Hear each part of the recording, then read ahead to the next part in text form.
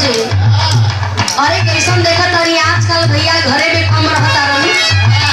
ये बात के सुन करके दुल्हन के दिमाग में देखे अब खुराफात भर गई।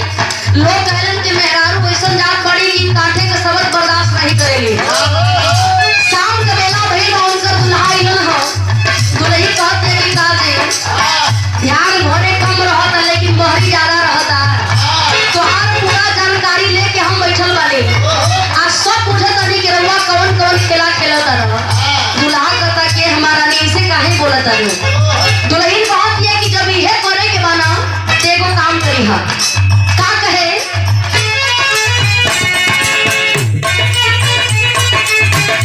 बताओ दिया कहे पिला सब हतिया के रहना सके